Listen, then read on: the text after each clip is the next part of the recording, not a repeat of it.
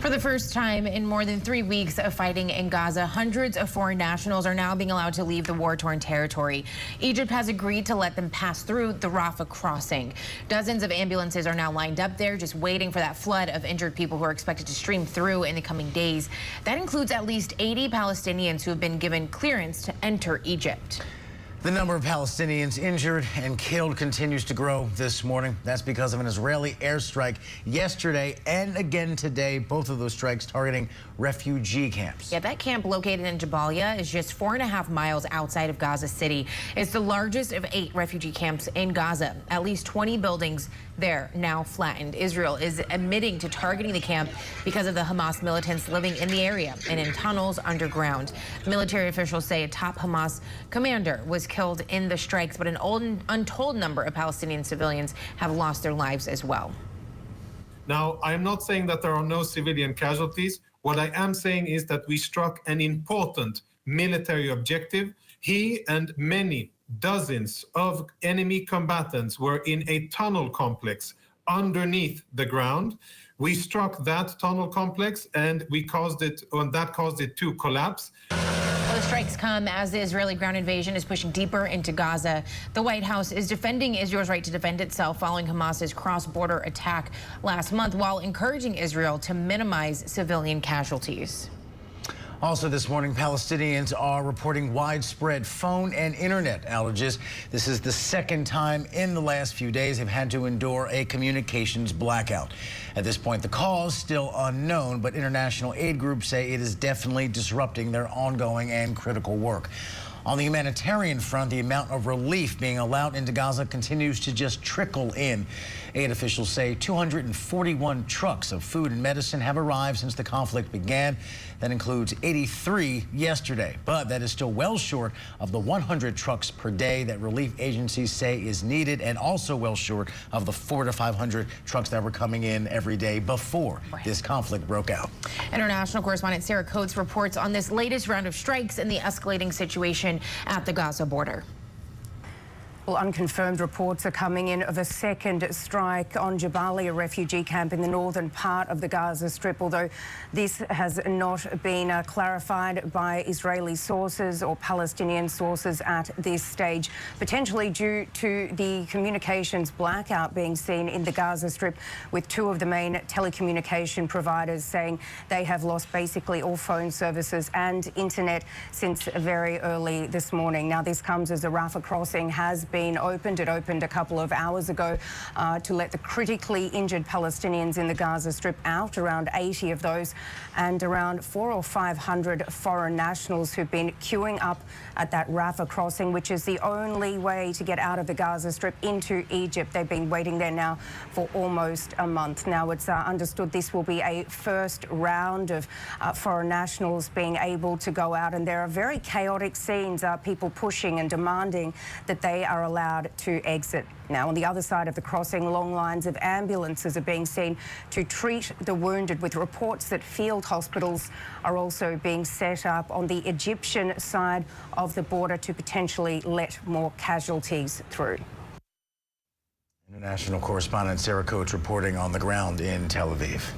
Here to discuss the latest movements from Israeli forces is retired Army Lieutenant Colonel Daniel Davis. Joins us live this morning. Always good to see you. Thank you for coming back on the show. Talk to us about the airstrikes this morning and yesterday that hit the refugee camp. The goal there obviously was targeting Hamas militants, but you can't help but think about civilian casualties, that we don't quite hear those exact numbers when things like this happen.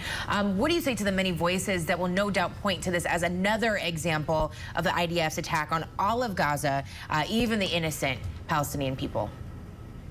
Well, look, I mean, there's some hard questions that have to be answered. And I mean, you can see from the video you just showed prior to that, I mean, there was a whole section of that part of the city that was just utterly flattened, 20 buildings, I think your correspondent said there. And there's an issue with a legitimate military target, and then there's an issue with taking care of civilians. And the laws of war do allow you to, in certain circumstances, to strike buildings if militants are using them for defensive purposes.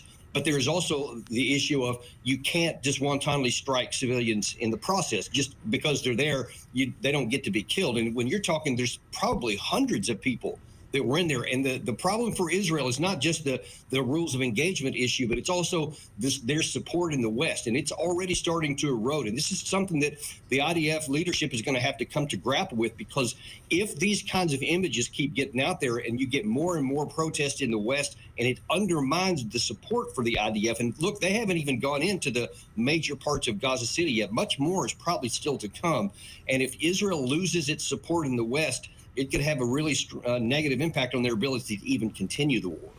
That is such an extraordinarily important point, and thank you for making it. I want to stick with that, because the support from the West is critical. During more peaceful times, America gives $4 billion a year to Israel, that Iron Dome that is so wildly successful. We've helped pay for that, and they are our strongest ally in that part of the world. You are, though, and this has been reported, seeing a shift in the language a little bit that the White House is using, getting a little more worried about how Israel is proceeding here. And we're not even to the entree part of the meal. We're still in the appetizer stage of this thing, right. And now we're looking at already the kind of carnage that's unfolding at these 2 refugee camps. But at the end of the day, it's hard to imagine anything breaking the American-Israeli, all the ties that bind us. But talk more about the idea that if not just the West saying, whoa, this is too much for us, but then the idea that it expands the conflict as these kind of images go around the world and inflame Arabs around the world. Right, that's so crucial. I'm glad you went down that direction, because look, first of all, there's just the moral component of it. When Israel tells the Palestinian people to leave areas because they're going to be targeted, and so they go to refugee camps, and then that camp is hit, I mean, that puts Israel in a really bad light. And of course, it's already starting to cause problems, as I said, in the West. But then in the Arab countries, it's starting to really inflame. I mean, we had last weekend over 1 million people protesting in Turkey. It was said that the Erdogan really reinforced that and said yesterday, we may actually go to war with Israel if this doesn't stop. And on the more narrow, or the closest one in Hezbollah, the Nasrallah, the leader of the Hezbollah in Lebanon, is going to have a major speech on November 3rd, just a couple of days from now. And some say that he made a speech like that before the 2006 war with Israel. So something more could be coming there, and there are real issues here.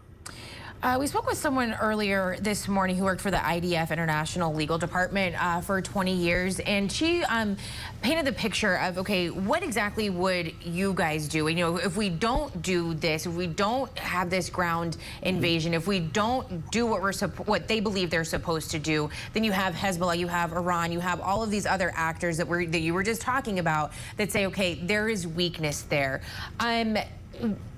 But when it comes to international law and rules of war, you know, when you think of war, you don't think of rules to abide by, obviously, right? But legally speaking here, though, it's getting a little treacherous at this point, would you say? Look, there are rules, there are laws that you have to follow if you want to have a chance to succeed in war. The reason those laws of war exist is as much to protect your side as it is, you know, just to follow the human norms of engagement. You know, everybody understands sometimes wars have to come, but you have to protect the civil population. And yeah, to answer your question there, that will make it much more difficult on the IDF to conduct their operations if they have to take care of these people. But the fact that they are there, you don't just get to say, well, we want to go after Hamas, so we're going to kill everybody in the way, because that violates the laws of land warfare, because that's not taking care of the civil population.